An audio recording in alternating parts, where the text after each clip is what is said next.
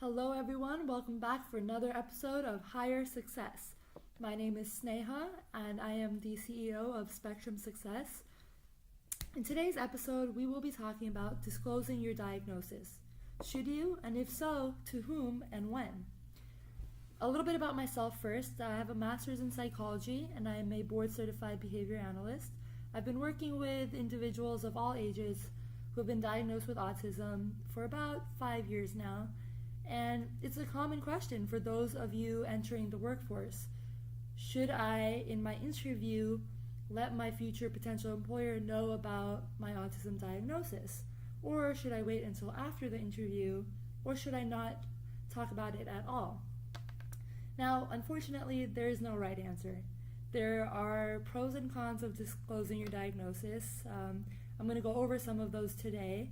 But it's something that you really have to think about and you have to make that call. No one can make that call for you. It's important to discuss this with people you trust, your parents, siblings, friends, a therapist, but ultimately that's your decision. So let's talk about why you would disclose your diagnosis of, in this case, autism or Asperger's syndrome, or any diagnosis really. The most common reason for disclosing your diagnosis is so that you can get accommodations. Autism is also often referred to as the invisible diagnosis or the invisible disorder because not everyone knows that you have autism just by looking at you, right? Other physical disabilities in which you are perhaps in a wheelchair, the accommodation becomes more obvious. You may need a ramp to instead of going upstairs, things like that. But when you have autism, you can't necessarily see your diagnosis or see what you struggle with or need help with. It's difficult to provide the accommodations necessary. And the accommodations you need may change over time. So if you do disclose your diagnosis or you do recognize your need for accommodations, it's important to have an open dialogue with your manager or supervisor so that somebody can be assessing your needs and your performance and you are getting the accommodations you need over time. So let's talk about should you disclose.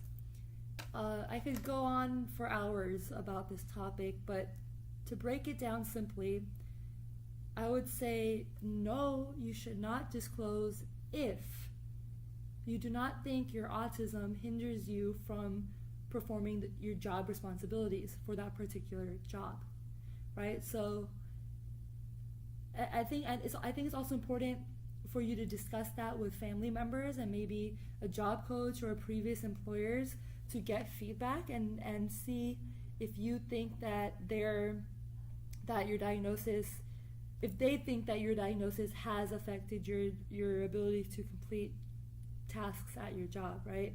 So you may think, or I may think, for example, that I'm getting my job done great and on time and I'm doing it well, but in reality your manager is seeing that you take double the time of another employer to get that same job done, and so it's important to have that feedback, right? But if you've discussed this with multiple people and you think long and hard about what those responsibilities are and how you've been doing, and you determine that, hey, Asperger's syndrome or autism or ADHD or what have you is not hindering me from completing my job and doing it well, then there probably isn't a reason to disclose your diagnosis, right? Because the reason that you're disclosing it usually is to get that accommodation or that support that you may need. So on the other hand, yes, you should disclose, right? Why should you disclose your diagnosis? If disclosing your diagnosis helps you perform better at work, then in my opinion, you should consider disclosing your diagnosis. Please remember that this is simply my opinion, and I'm going to break it down for you, who you should disclose to, and other things you should think about when you're disclosing. But again, it's a personal decision. It's up to you ultimately. Nobody can tell you to disclose or not to disclose your diagnosis. But keep in mind that an employer cannot an employer does not have to provide an accommodation for you unless you disclose your diagnosis. They may still provide you with accommodations if you let them know exactly what you need and not let them know why, but they do not have to. Okay, so keep that in mind. Now, when you are thinking of disclosing your diagnosis, you should think of two main things.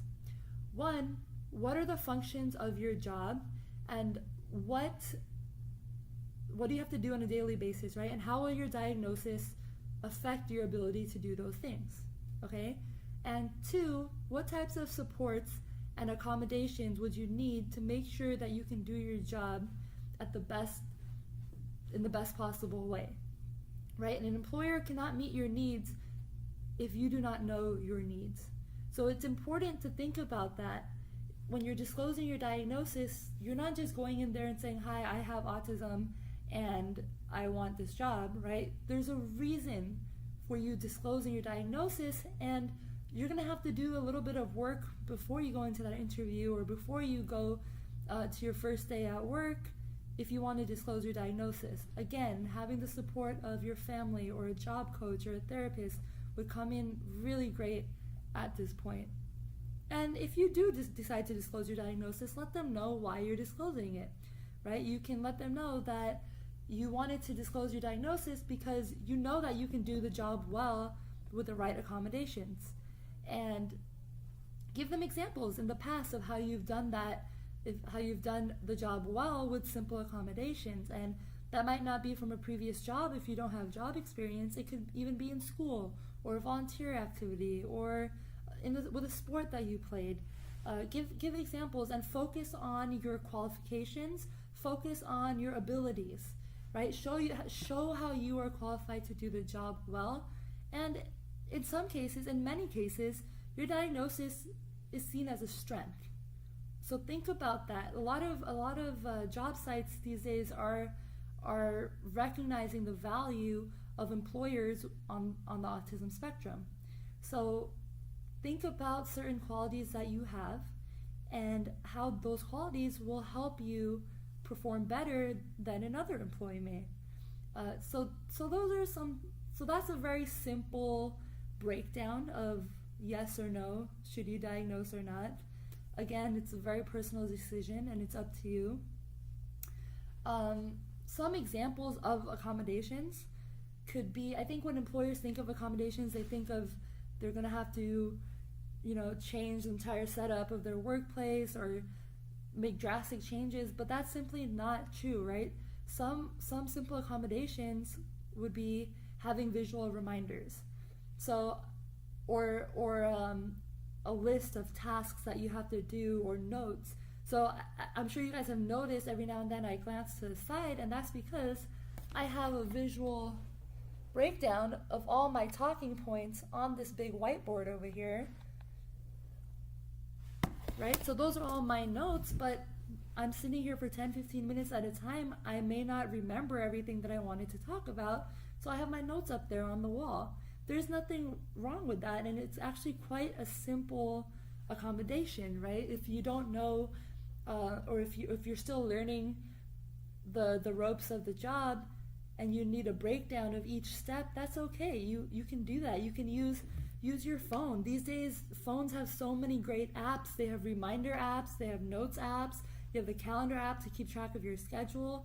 Take advantage of all these apps and all this technology, and a simple whiteboard or a piece of paper and a pen, that could be considered an accommodation. How simple and how great is that, right? Some people have shared with me they're not comfortable in interviews, and that makes sense because a lot of individuals with Asperger's syndrome struggle with the soft skills of, interacting with someone, recognizing your emotional regulation, stuff like that.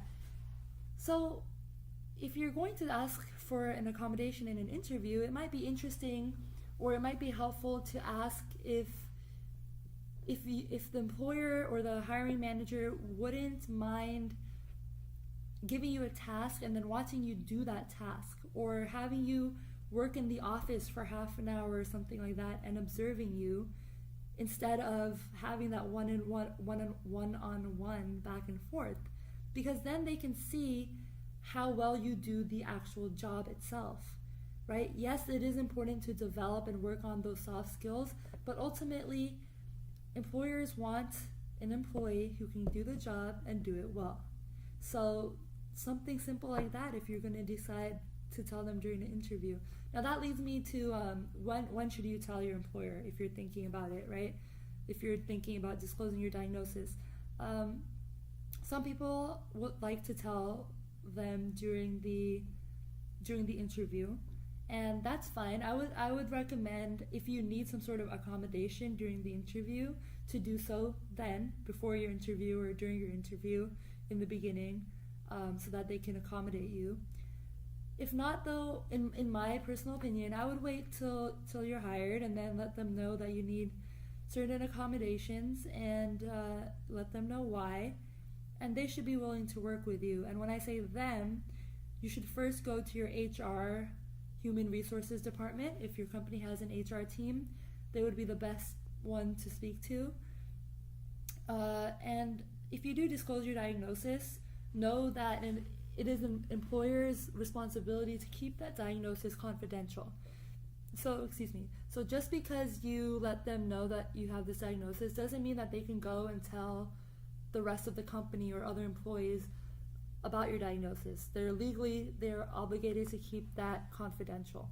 Okay, so speak to your HR manager. If there is no HR team at your workplace, then probably your immediate manager or supervisor would be someone to speak to about that. And again, remember to let them know why you're telling them, what you may need help with and support with, and how they can help and support you.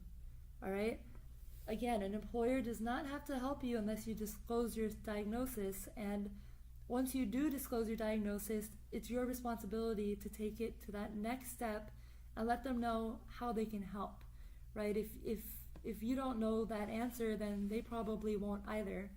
And the last thing I would like to leave you with today is a website that I found extremely helpful. It is called JAN. It stands for Job Accommodation Network. They have free and confidential assistance about job accommodations and the Americans with Disabilities Act, also known as ADA. They have a lot of great resources on their website that I've found handy. I hope that was helpful. If you have any questions, please comment below, or you can email me at spectrumsuccess.org@gmail.com. Have a wonderful day, everyone. Thank you.